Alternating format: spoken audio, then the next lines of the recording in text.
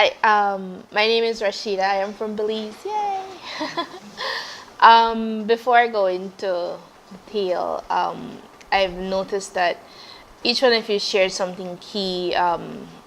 Service to others. That's our joy, and it's the same for me. Giving back to the needy, giving back to people in need.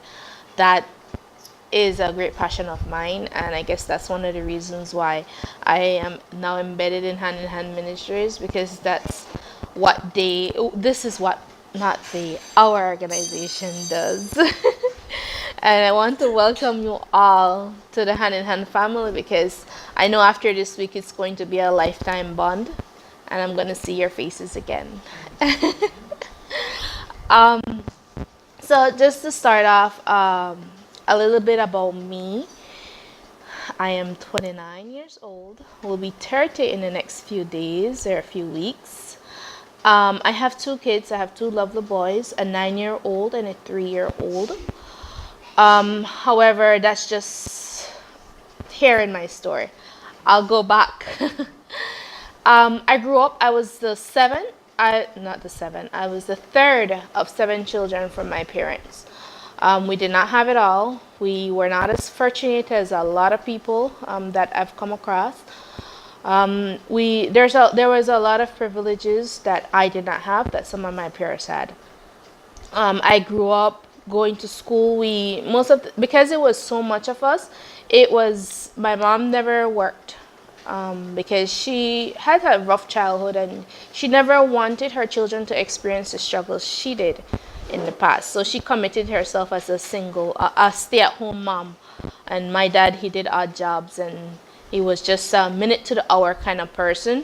So he would bring money, like tomorrow is Christmas, tonight he'll bring home money to buy Christmas groceries. So my mom was always highly stressed, especially when it was time for school, like in August, September. That's when she would be extremely stressed, because school fees wouldn't be paid. We wouldn't have any of our materials for school. So she instilled in me, in all of us, that an education is the key out of poverty. And that's the motto that I grew up with from very early. I knew that I had to get an education to get out of my living situation. Growing up as a teenager, I had a lot of struggles, financial struggles, and financial struggles come with a whole line of other issues down the line. And then as a teenager, a young girl, your peers are having boyfriends, some of them are dropping out, but I was focused, because I knew what I did not want for my life. So after I graduated from high school, I applied for St. John's College. I was excited to go. I was excited to start my venture in social work, because for some reason I wanted to do social work. My mom said that I am a natural humanitarian, and that would be an excellent field for me. I learn from people's mistakes. I put myself in people's situation. I could empathize with people. And that, after learning the term, I understood what I did growing up as a child. So after high school, my parents did not have the funds to send me. My godfather had promised me a bicycle for Christmas, or after I've graduated from high school, and I went to him. After I received my acceptance into sixth form, I went to him and told him, I just don't buy me the bike. I really wanted the bike, but I wanted to go to school more. So I told him, just pay for my fees so I can start. And with that funds, that's what I did.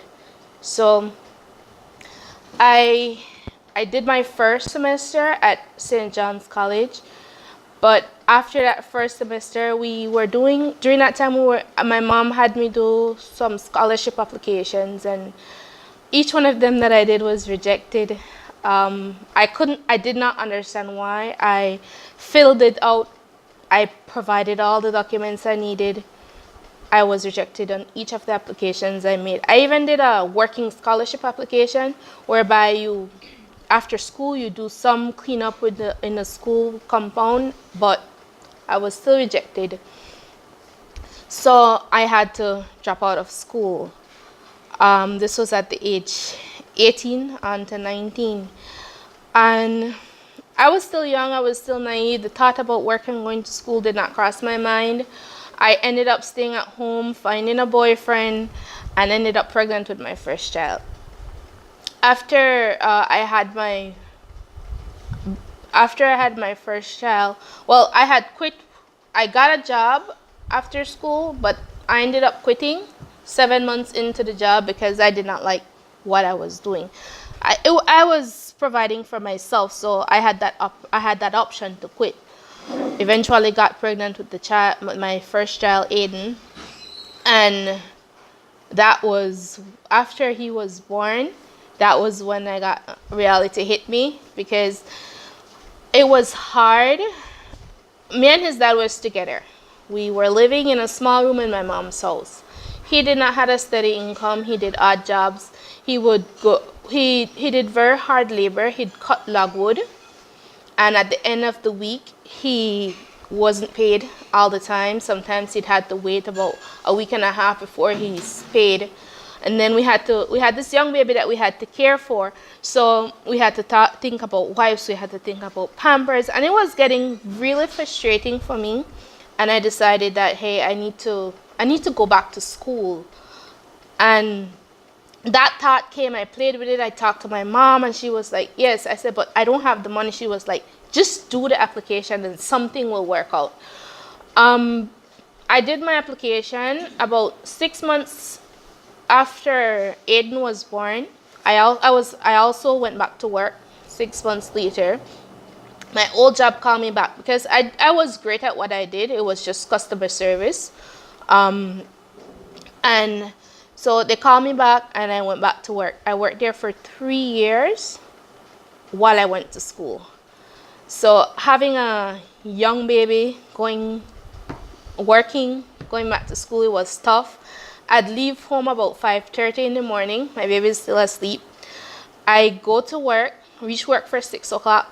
After work finishes at 2 o'clock, I come to Belize City because the work was at Boom Cutoff.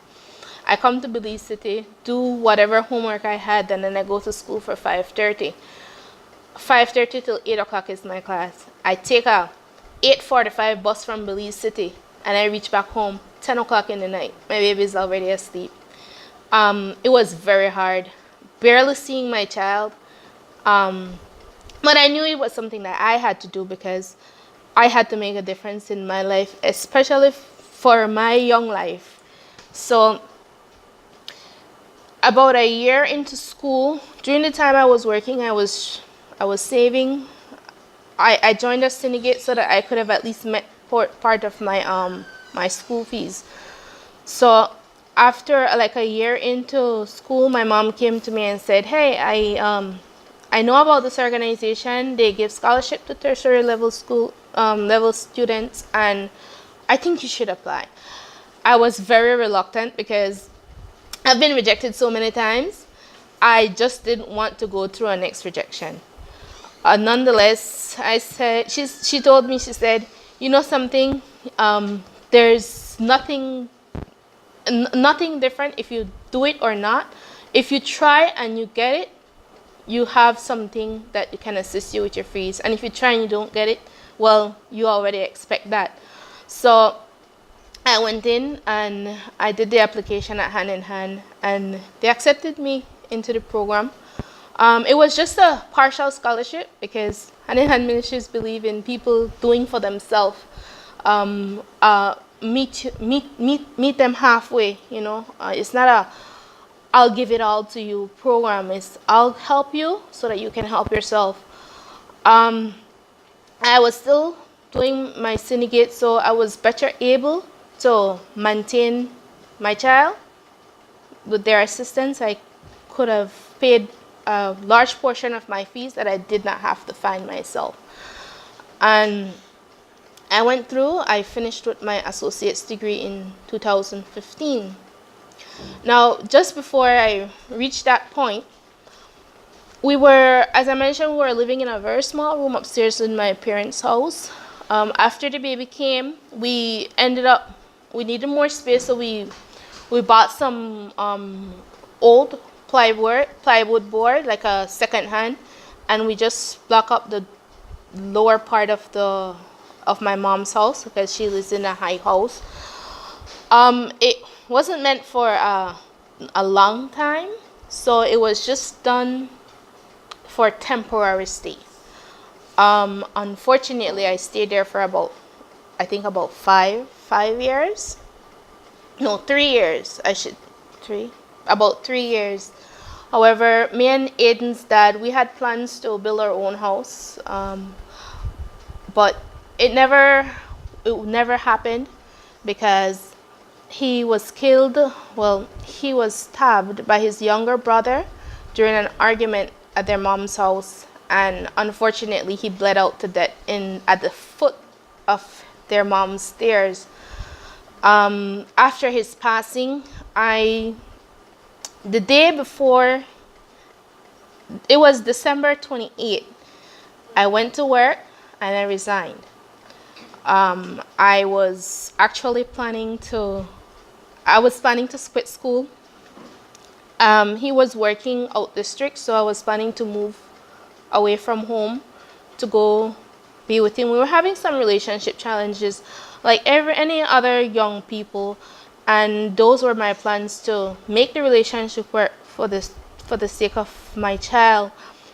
But so the day before he was stabbed, I quit working, and I waited for him that night for him to come home so we can celebrate, but he never came home. I met him at the hospital instead, and the following morning he passed away.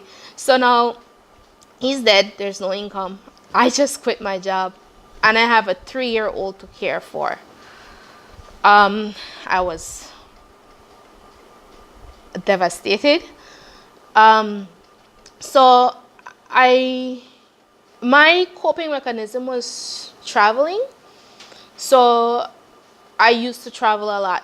I don't know where I found the money from, but I used to go, even if it was a bus ride to Belize City or Orange Walk, I used to go to help clear my mind.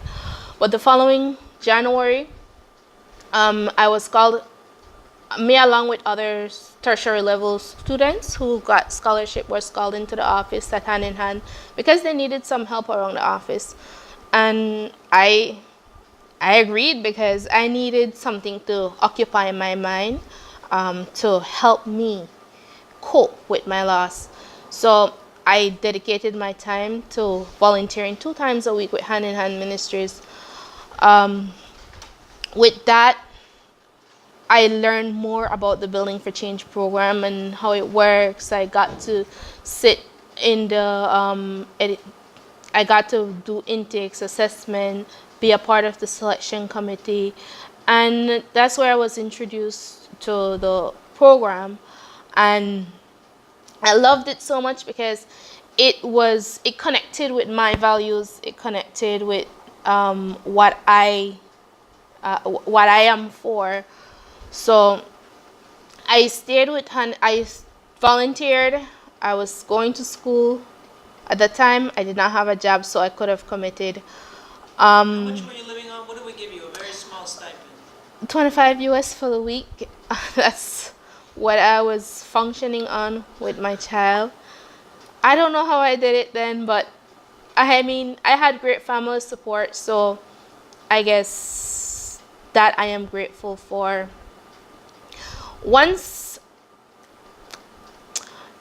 So over time, I did not have funds to do any repairs at the lower part of my mom's house, and so that got very deteriorated and run down. Being a part of the committee, I used to talk to Mr. Panton. There were one time when the rain came so badly that we got flooded out. Like everything that was on ground was destroyed. And then the walls, because it was used plywood, the bottom it started to rot from bottom up, and then the posts, the sidings, no, the uprights, the wood light, the termites, they you never knew they were there until the wood was broken, because they'd eat from the inside out. So you only knew that they were there after everything is destroyed. So that's what I was being affected with, and with 25 US a week, it was highly impossible for me to do any repairs to that space. So I did speak to Mr. Panton and Mr. James about it, and they encouraged me to do the application, but I really didn't want to do so because I knew that I was going to finish my education soon. I was going to get a good job that pays me enough so I can build my own home. But everything doesn't work as planned. I eventually found a new partner, and I got pregnant with my second child in 2014, 2015, and that's when I succumbed to my pride, and I did the application. So in 2015, I call that my year of success because four wonderful things happened to me in that year. I graduated with my associate's degree in June. A week later, I had my second child, and then 2 weeks later, Hand in Hand built me a home for me and my family. And then about 2 weeks later, they called me and, hey, Rashida, we need to talk. Okay, so here's the situation. We need a social worker. But you have an option. We know that you want to finish your bachelor's degree, and we want to assist you with that. However, you can either choose to stay on the scholarship program, or you can choose to get a permanent job here at the organization. Do you need time to think about it? I said no. I'll take the job. I mean, with the job, I can fund my own school, and that's just what I did. Because last year in June, I graduated with my bachelor's degree in social work. So, Hand in Hand Ministries has helped me to help myself. And I'm not the only person in that situation. A lot of situations are different, but similar in many ways. And these are the people that we help. People like me who need that assistance, who need that extra help so that they can move forward in life. I'm not sure how far I would have been with school if I did not get the assistance with Hand in Hand. I'm not sure how far I would have been in life if I did not get the assistance for Hand in Hand. And thankful for people like you guys who come out and, give that extra hand. It really helps. So getting a position at Hand in Hand, coming with a social work background, there were a lot of little things that needed changing to make the program better. I strive for betterment. I strive for not only the organization, but the people we serve, because I know people like me who have been given the turnaround. I know people who have been rejected. Your pride gets a hold of you, and you don't want to come to an organization for help and be treated as if though you are nothing. So treating people with dignity and worth is my number one key. I think that's one of my greatest value I hold. I try not to give them the turnaround. Try to educate them as much as possible so that they know exactly what they need from the start to avoid that turnaround time. So what we do now is when in the first contact with a applicant, we sit them down and we give them details as to what the program expectations are. This is what you need to bring in, this is when you need to come in, and this is what you need to know about your expectations of the program. Once they bring in their documents, we do an interview with them. It's about 22 questions long questionnaire that we do with them. We get into their business, a lot of their business. Some people are reluctant, But after you explain to them, hey, I need this, and this is the reason why I need this, it gives people a better it gives them more understanding. That way they can give you more information, and I think that is very important, especially when dealing with people of great need, or anybody at all. Just communicating with them and explaining to them their expected what is expected, and that will help a lot. It has helped a lot. Once they do the interview, a committee goes out to their home and do a second interview with them. A committee of about 3 or 5 people at any given time go out and do a second interview where they do assessment. It's observation. They question them some more. Whatever didn't come out at the start, come out in the second round. Then the committee goes back the second week, the following week, and they discuss the case. Once the case is discussed, if there's any questions or concerns or burning issues, we do not make a decision until that issue is resolved, until we understand exactly what that person meant at that specific time. Once we have done that, then if they're accepted, we give them acceptance, and that acceptance gives them their condition. One, they have to bill back with us, and the other, they have to attend our education component that we have for all our partners. Once they've fulfilled those expectations, we give them a contract, and the contract is an indication that we are going to put them on a list to bill that is placed in order of greatest need. So once they get a contract, it does not matter when they applied, as long as they have been rated at higher than the other that is already on that list, they get first preference because of their needs. I mentioned earlier about our education component. It's a life skills program that is offered to all our clients. They're mandated to do 12 of these sessions once they are accepted to the program. It's basic life skills, hygiene, health, housing maintenance, a wide variety of topics we try to cover in these sessions. And we found that over the years it has worked because we also do job training skills, and these people get more educated about how to do a resume, how to do apply for a job and things like that, and it better equips them.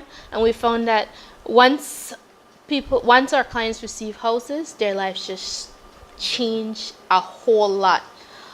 We have situations whereby clients receive houses and it clashes with their jobs that they're just getting, because this program is an empowerment program and it has done a lot of good for a lot of people. 365 this week. I think we're 66. 366 this week. Yeah, so and that's the people that we've built for, because we've also given houses from deceased partners to other partners who have applied as well. So it's far beyond 366 families. Yeah.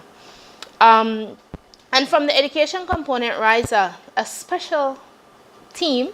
It's called the leadership team. Now, only female sits on the team at this present moment. These are ladies who had leadership skills. They have received houses from Hand in Hand, and they said, hey, I can do more. I want to do more. And they've joined a group and they started to do fundraiser. In 2014, they built their first house, a house for A Belizean by A Belizean. And that was an awesome landmark. That was very great on their part, and this is what I like most about the program, because it's meaningful to people. They love the help that they get. They love what Hand in Hand do, and they feel as if though they can touch other people like themselves. And I think it was a great thing. Right now, we are planning to build a second house this year, September. They're doing some. How much money have they raised so far? 10,000. Wow, A little bit over 10,000. That's great. So they're gonna do it with plumbing and everything. Well, we need to raise some more funds to do the plumbing. We need Alright. about $2,000 more And you're to not do allowed to put any plumbing. money in, just saying. Not allowed. They raise their money on their own with chicken dinners and other things. I've had other people go, oh, well, the week, and no, they're raising their money. And they do. Yeah. And they do, and they succeed. Yeah, so they're working on raising some more funds to so that whomever they bless could get a bathroom, because you know that's a essential part of of a home, and it's the most expensive part.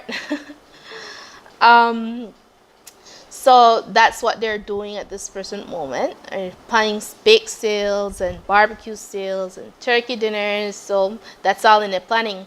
And right now as well, they are more than excited for the new kitchen that we'll be building, that is in process of building in the hand-in-hand site. This kitchen they have great plans for.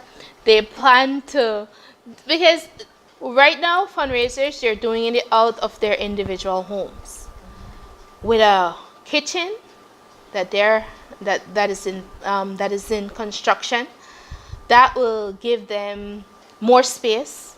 They could cook more stuff. They can have market more of their great talents, because these women, Servina cook nice.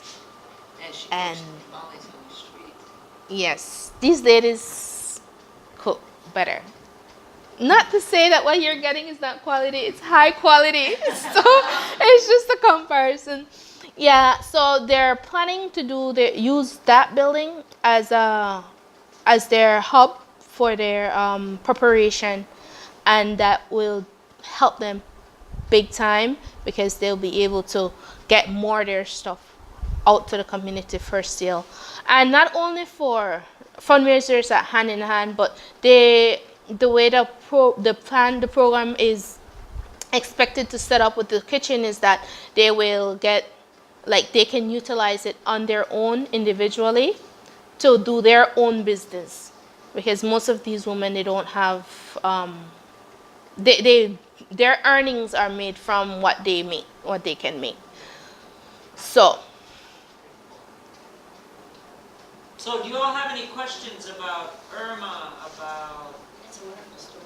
Yeah, I'm sorry that you lost your money. that's okay. It's been 6 years.